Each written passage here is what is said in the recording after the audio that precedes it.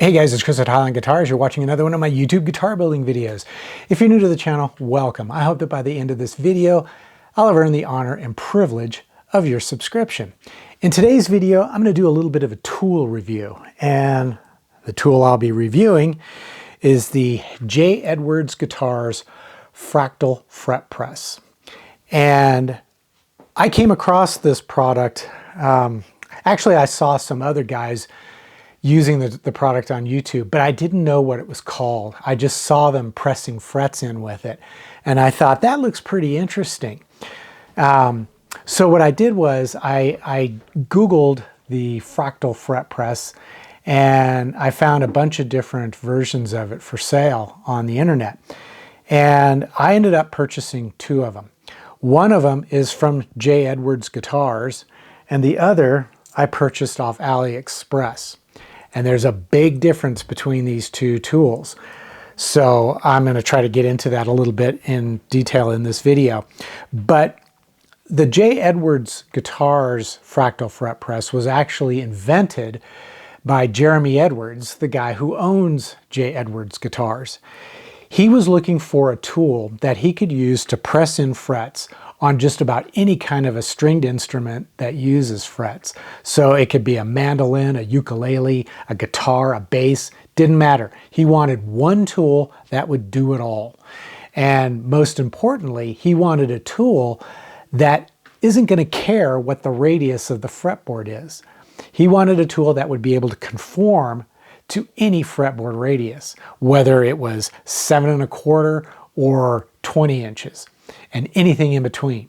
And he didn't want to have to make any modifications or alterations to the tool. He just wanted one tool that would work on any radius, any width fretboard.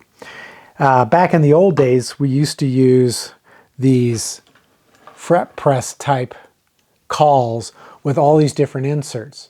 And you would have to choose the correct insert that would match the radius of your fretboard. Now, it's not that big of a deal if all the guitars you're building or working on are essentially the same radius, but that's never the case. Most of us are working on guitars where the radius can be different on every single guitar we work on. Furthermore, if you're in a production setting and you're making a lot of guitars and you're going between 10 inches and 12 inches and 14 inches, you're constantly having to change to get the right insert. And I can't tell you how many times I've tried to press in frets on a 12-inch radius using the 14-inch insert because I forgot to change it. It would be nice to have a tool that will automatically adapt to whatever radius you're pressing your frets into. And that's what the J. Edwards Guitars Fractal Fret Press does. So what I've done is I've done some tests and I've actually pressed in some frets using this tool. And it's pretty simple to use. It's almost self-explanatory. You simply place the fret tang manually into the slot like you normally would, but then you press it down using the tool and it will automatically conform to the radius of your fretboard as you press it down in. And then what I like to do is I like to shift the neck over slightly so that the end lobe on the tool is slightly overhanging the edge of the fretboard.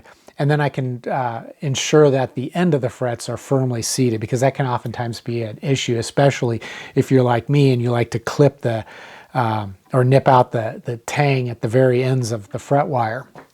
Now, when Jeremy designed this tool, I think he was hoping to achieve simplicity. And he wanted one tool that would work no matter what the situation was. And that includes the type of fret press that you use the tool in. It's almost like you have to think of this like a drill bit. You can't use a drill bit without a drill. Well, you can't use the Fractal Fret Press without an actual fret press. And what I typically use is my arbor fret press. But there are a lot of guys who have the StewMac Jaws fret press tools. And that can be the Jaws 1 or the Jaws 2. Well, you can use this same tool in any one of those presses, the arbor press or the Jaws tools. The only thing you have to do is purchase a inexpensive accessory kit that allows you to swap the tool from using it in an arbor press or in one of those JAWS type tools. And that way you have the flexibility, because there are going to be situations where an arbor press isn't going to work because perhaps the fretboard is already installed on the neck and the neck is already installed into the body and the body's in the way, so you can't get up here. But with one of those JAWS tools, you can access these frets. So having that flexibility, I think, makes the tool that much more useful to people who are doing a lot of work in a lot of different situations. Hey guys, if you're really enjoying this video, it would be awesome if you would click that thumbs up button down below. And if you're new to the channel, click the subscribe button while you're at it. Both are free to do. They don't cost you anything, and it's a great way to show my channel support. But if you really want to get the most out of this channel, I would suggest you click the join button down below, because as a member, you're going to have access to exclusive content that contains a lot more information and detail than the rest of my videos on this channel. Also, you're going to have access to my Q&A live streams. Now let's get back to the video. So how does the J. Edwards Guitars Fractal Fret Press compare to the Chinese knockoff that I purchased off AliExpress? Well, this is a perfect example of you get what you pay for. And I'm sure many of you are tempted to purchase tools off AliExpress because they can be so cheap. But if the tools don't work as they're supposed to, then it's just a waste of money. And I found that with this tool, that was exactly the case. As I was pressing in frets with this tool and testing it to see how it would work, about half of the frets that I pressed in were damaged by their version of the Fractal fret press. So why did that happen? Well, I contacted Jeremy at J. Edwards Guitars and I asked him, what his thoughts were on these tools. Because for one thing, when I purchased this tool from China off AliExpress, it came in a box that has Chinese writing all over the front of it, but then down at the bottom, very small, in English, it says, inspired by J. Edwards Guitars. Well, Jeremy assured me he had nothing to do with this Chinese knockoff. He said, that's a counterfeit. It's not the real deal. He also went on to explain that there are some critical differences between the Chinese tool and his tool. Now, I can't get into a lot of detail here because Jeremy didn't want me to share a lot of detail due to the fact that it would potentially inform the maker of the Chinese tool what they're doing wrong, and then they would be able to correct it.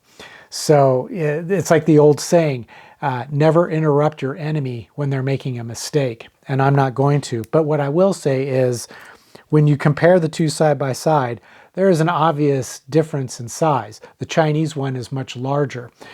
And there's also a difference in the type of hardware that's used to assemble it.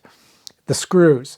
This Chinese version uses off-the-shelf screws, which are inferior and prone to failure compared to the screws that Jeremy uses on his tool. These are custom made specifically for this tool.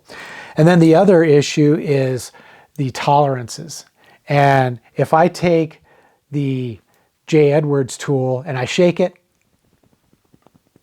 well, you can hear my sleeve. You hear nothing. But then if I take the Chinese tool and shake it, it rattles because the tolerances are so terrible. And if you look at it up close, you can see the parts actually wiggle. And when you combine the poor tolerance of this tool with the fact that the dimensions are not correct, they're not optimal to do this type of work, the end result is when you press the frets in, you can actually distort and damage the frets. And I actually experienced that. And here's a close-up view of one of the frets that has been damaged after trying to press it in with this Chinese-made tool. You get this sort of washboard effect, and then the fret is bent and damaged because these lobes on the tool are wiggling around as you're trying to press the fret in. So yes, you can save a significant amount of money if you purchase the Chinese version. Now, when I purchased the J. Edwards tool, it cost me about $289, and I think plus shipping. The tool from China cost me $40, so it's significantly cheaper. But in my opinion, you just as well take that $40 and throw it in the fireplace, because this tool just isn't reliable. It doesn't work very well. And like I said, you end up getting what you paid for. So in the end, I highly recommend the J. Edwards Guitars Fractal Fret Press. It is a fantastic tool that does everything that it claims, and it makes pressing the frets in so much more efficient. And it's actually kind of fun to do now. But if the cost is too much for you to bear, I would highly recommend you stay away from the knockoffs coming out of China. They're just not reliable enough to do the work, and you're going to have to spend, $35, $45 to purchase one of these, and it's just like I said, throwing money in the fireplace. So if you can't swing one of the J. Edwards Guitars fractal fret presses, I would suggest you go back to using the good old trusty fret hammer, or perhaps getting one of these cauls and all of the assorted inserts that you would need to go with it. But that's basically the review for today. I hope you found this video to be useful. If so, give it a thumbs up. That really helps. I'd appreciate it a lot. And of course, you can visit eguitarplans.com or my Highline Guitars merch store, and any purchase you make there is going to help support the channel so that I can buy tools and do these reviews so that you don't have to. And you can also, if you want to get the most out of this channel, I would suggest you click the join button down below. And there you can become a member, which will give you access to videos just like this one, but videos that have a lot more information and detail than I normally share in my public videos. And if you want to keep it simple, you can click the thanks button down below, leave a tip in the amount that you think is fair. And if you've got a question, you can always include that question with your tip, and I promise I'll answer it. So as always, until the next episode, take care, stay safe, and I hope you'll be back for more guitar building videos and more tool reviews.